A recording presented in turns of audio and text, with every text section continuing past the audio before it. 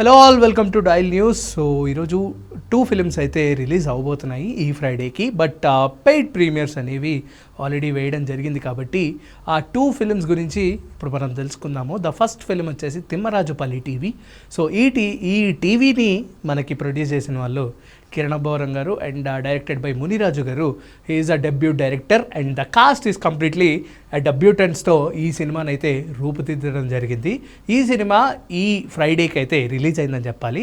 First of all cinema గురించి మనం మాట్లాడితే సినిమాలో ద మెయిన్ ప్లాట్ వచ్చేసి మనకి ఇప్పుడైతే ఐప్యాడ్స్ వచ్చేసాయి, ఫోన్స్ వచ్చేసాయి అండ్ అడ్వాన్స్ టెక్నాలజీ ఏఐ లాంటి చాలా అంటే అడ్వాన్స్డ్ మనుషులు ప్రతి ఒక్కటి యూజ్ చేసిన ప్రతి ఒక్కటి ఎంటర్టైన్మెంట్ వైజ్గా మనకు దొరికే ఆ యొక్క ఫెసిలిటీస్ అనేవి ప్రజెంట్ చాలా ఉన్నాయి.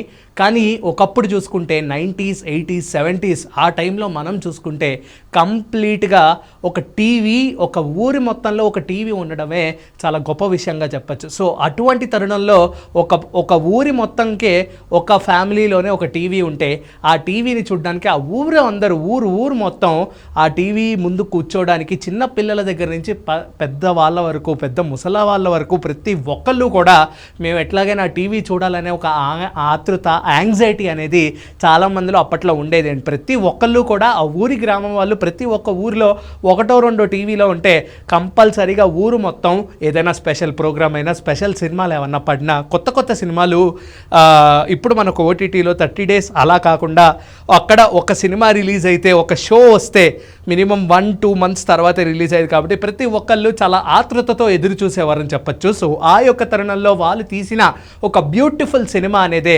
తిమ్మరాజుపల్లి టీవీ అని కూడా మనం చెప్పచ్చు. తిమ్మరాజుపల్లిలో ఆ టీవీ చేసిన విధ్వంసం ఏంటి, ఆ టీవీ వల్ల ఎంతమంది ఎఫెక్ట్ అయ్యారు, వాళ్ళకి ఏమైనా సమస్యలు వచ్చాయా, లేదా వాళ్ళు ఈ యొక్క టీవీని ఎవరైనా దొంగలించారా, లేదా ఆ టీవీ అలాగే ఉందా, ఈ టీవీ మీదే ప్రతి ఒక్కరికి కన్ను ఉంది అండ్ ప్రతి ఒక్కరి దృష్టి కూడా దాని మీదే ఉందని కూడా ఈ సినిమా యొక్క సారాంశంగా మనమైతే గుర్తించాల్సిన తగ్గ విషయం అని చెప్పాలి. సో ఫైనల్గా ఈ యొక్క సినిమా చూస్తున్నప్పుడు నాకు అనిపించిన ద బెస్ట్ ఎక్స్పీరియన్స్ వచ్చేసి ఓల్డ్ మెమరీస్ అన్నీ చాలా కళ్ళకు కట్టినట్టు చూపించారు. ఆల్రెడీ ఈవెన్ మనం #90s కానీ, కమిటీ కుర్రాలు కానీ ఈ సినిమాలు చూసుకుంటే అందులో ఒక ఫ్రెండ్షిప్ కానీ, ఒక ఫ్యామిలీ ఇలా ఉంటుందని క్లియర్ కట్గా చూపించారు. అంటే ఆనాటి రోజులకి మనల్ని ఒక డైవ్ అంటే మనల్ని ఆ రోజులకి మనల్ని తీసుకెళ్లారని చెప్పాలి. సో ఈ తిమ్మరాజుపల్లి టీవీలో మనం చూసుకున్నట్టయితే ప్రతి ఒక్కరికి గుర్తుండిపోయే ఒకే ఒక్క సన్నివేశం వచ్చేసి ఒక్క పార్ట్ ఆఫ్ ఎంటర్టైన్మెంట్. అంటే అంతా పనులు చేసి, అంతా కష్టపడి పనిచేసిన ప్రతి ఒక్కరికి the only form of entertainment ఆ ఊర్లో ఎవరి దగ్గరైనా టీవీ ఉంటే 6 o'clock కల్లా ఆ టీవీ ముందు వాలిపోవాలి, ఆ టీవీ ముందు మనందరం కూర్చోవాలి. వాళ్ళు ఎప్పుడు టీవీ ఆన్ చేస్తారా అనే ఒక ఎదురు చూస్తూ ఆ టీవీ కోసం ఆతృతగా అక్కడే కూర్చోవాలి అనే ఒక పాయింట్ ప్రతి ఒక్కరికి ఇప్పటికి కూడా ఒక 50-60 years ఒక మన తాతల్ని, మన అమ్మమ్మల్ని అడిగితే వాళ్ళు చెప్తారు, ఓకే అప్పట్లో నేను ఒక్క టీవీయే ఉండేది ఇలాగ.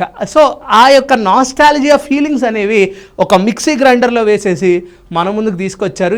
ఇటువంటి ఒక బ్యూటిఫుల్ ఫిలిం మునిరాజు గారి దగ్గర నుంచి. ఆయన చూస్తే పక్కా ఊరోడ్లాగా, అంటే కంప్లీట్గా ఒక మాసీ పర్సన్ లాగా ఆయన కనిపించారు. ఈయన ఒక సినిమాని హ్యాండిల్ చేయగలుగుతారా, ఈ సినిమాని కిరణ్ అబ్బవరం గారు ఎంత అయితే భుజాల మీద మోస్తున్నారో దాని యొక్క సిగ్నిఫికెన్స్, దాని యొక్క వర్త్ అనేది ఈ మునిరాజు గారి దగ్గర నుంచి దొరుకుతుందా అనే పాయింట్ విషయానికి వస్తే ఖచ్చితంగా దొరుకుతుందని చెప్పాలి. ఈవెన్ ఎంత ఊరోళ్ళైనా, ఎంత విలేజ్ పర్సన్స్ అయినా సరే సినిమా యొక్క అంటే సినిమా తీయాలనే ఒక ఆవేశం, సినిమా నుంచి మనం ఎక్స్పీరియన్స్ చేసిన మన డైలీ లైఫ్ కానీ, మనం అనుకున్న కొన్ని ఫిక్షనల్ స్టోరీస్ కానీ ప్రతి ఒక్కటి ప్రజల వైపు మనం తీసుకెళ్ళాలి అనే ఒక యాంగ్జైటీ ఏదైతే ఉంటుందో అదే ఒక సినిమాకి తొలి మెట్టు విజయంగా కూడా మనం అనుకుంటూ ఉంటాము. అదే ఈరోజు ఈ మునిరాజు గారిని సక్సెస్ఫుల్ చేసిందని చెప్పచ్చు. సో ఈ తిమ్మరాజుపల్లి టీవీలో మనం చూసుకున్నట్టయితే ద బెస్ట్ అవార్డు ఎవరికైనా ఇవ్వాలంటే అందరు డెబ్యూటెంట్స్కి ఇవ్వడంతో పాటు ఈ సినిమాని నమ్మి ఇది ముందుకు వెళ్తుంది అని ఆలోచించి కిరణ్ అబ్బవరం గారు తీసుకున్న స్టెప్ ఏదైతే ఉందో అండ్ యాజ్ వెల్ యాజ్ రహస్య గోరఖ్ గారు, ఎవరైతే కిరణ్ అబ్బవరం గారి వైఫ్ ఎవరైతే ఉన్నారో ఆవిడ తీసుకున్న ఒక కీలకమైన స్టెప్ ఏదైతే ఉందో ఈ రోజు ఈ సినిమాని సక్సెస్ చేసింది అనడంలో ఎటువంటి అతిశయోక్తి లేదని చెప్పాలి. సో ఈ సినిమాలో మనం చూసుకున్నట్టయితే ఆ హైలైట్స్ అంటే ఒక ప్లస్ పాయింట్ ఉంటుంది, ఒక మైనస్ పాయింట్ కూడా ఉంటుంది ఒక సినిమాలో.